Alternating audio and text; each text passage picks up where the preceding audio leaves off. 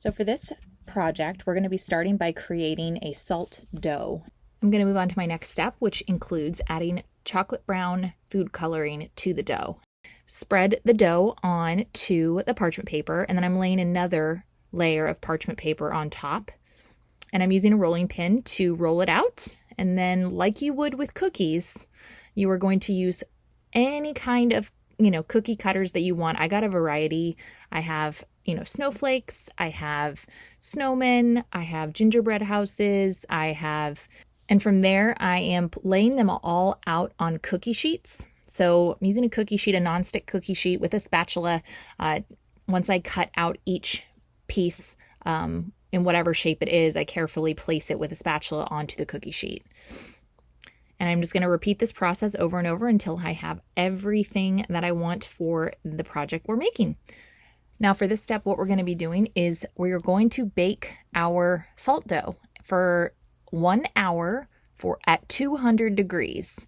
And then once that has been baked and it cools off, now once my fake cookies have been baked and they've cooled off, I'm moving on to the next step, which is making it look like there's frosting on them. So I'm going to be using a couple different methods on all of my cookie shapes, and I'm starting with just plain white acrylic paint, and I'm using a little dotting tool, but I'm also using some artist brushes just to get more fine lines, and I'm just changing up the pattern on every single, cookie that I have. So I'm just going to go through really quickly, and then once I've finished with the snowflakes, I am moving on to the houses. Now with the houses, I wanted it to be a little more three-dimensional, so it just didn't seem like paint was cutting it. So I actually got some caulk from Dollar Tree, and I'm using that in place of white paint, kind of going over the caulk with white paint after it dries. But I really feel like the caulk gave it a more of an icing type look. And I'm going to continue that on just the houses, but with the gingerbread men and the snowflakes and the trees, the paint seemed to work just fine. Just for the project that I'm doing with the houses, I knew that I just wanted it to be a little more three-dimensional, so you can decide what you just want to do with this project. So I'm going to be using ribbon for one of 3 projects that I'm going to be decorating with this fake gingerbread that I've made. So we're using ribbon. I want to make a garland, so I am cutting my ribbon out. And I'm taking my hot glue gun and I'm taking the hot glue and dotting it on the back of each cookie, and then I am assembling it to the ribbon. Now I am using Gorilla Glue and it does tend to stick pretty well.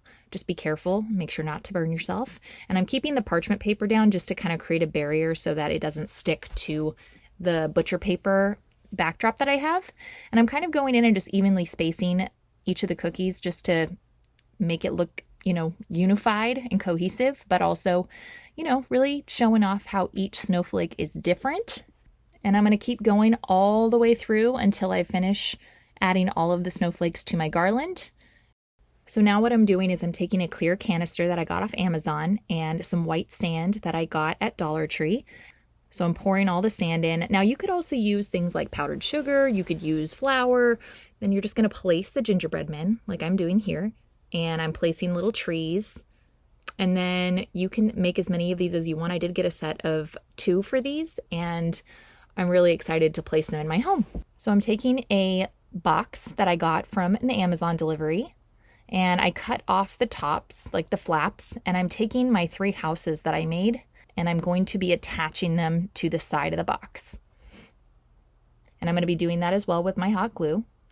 I had a couple extra gingerbread men, so I wanted to add them to the front as well. So I'm gluing them to the front of the gingerbread houses just to, add a little dimension.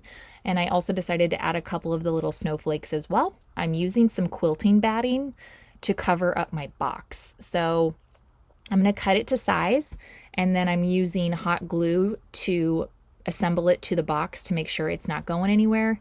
Essentially just to mask the box and to make it look like it's a little snowy wonderland. I hope this inspired you to try any of these 3 gingerbread decor ideas. Thank you so much for watching Hometalk, and see you next time.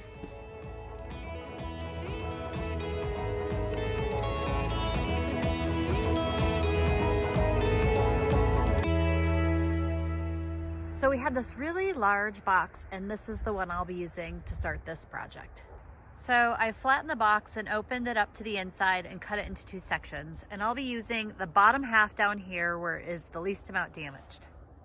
What I'm gonna do first is I'm gonna just take a pencil and I'm gonna sketch out roughly the shape of a gingerbread person. Now that you can see the gingerbread man is all drawn, I'm gonna go ahead and cut this out with a razor blade. Now I'm gonna pull the gingerbread man out and then I'm going to bring him inside to work on. Now before I go in to decorate the first one, I'm gonna go ahead and cut a second one out before I run inside. Now I have 2 friends that are ready to be decorated, so I'm gonna take them inside. Now it's time to start embellishing. So I'm gonna start by placing some button eyes at the top and gluing them into place. So I'll just go ahead and put some hot glue. Next, I have some old bulbs and I'm just gonna hot glue those on like buttons. So I just kind of want to aim for where I'd like those to be. Next, I'm gonna bend a pipe cleaner into a smiley face shape. And then I'm gonna add a couple little dots of hot glue to kind of get it just to stick. And if I need to add more, I can. But we're gonna go ahead and get that into place. For the second one, I'm gonna repeat the same process with the eyes. So I'm gonna put the eyes into place. And then I've got these little snowflake ornaments from another project that I did, and I'm just gonna use those in the center. I'll glue both of those into place. So I want her to have a bow in her hair. So I'm gonna go ahead and I cut some diamond adhesive back wrap. I'm gonna stick that on here. And now she'll have a cute little bow. So I'm gonna peel the back off and place it on our gingerbread guy. I'm gonna lower this down a little bit. There we go. So for each leg, I'm gonna go ahead and cut a little strip of zigzag ribbon because then it creates the illusion that it's frosting. So I'm just gonna go ahead and add a couple dabs of hot glue and then I'll hold that into place. I'm also gonna run a line of this zigzag along the bottom and along the neckline of our girl.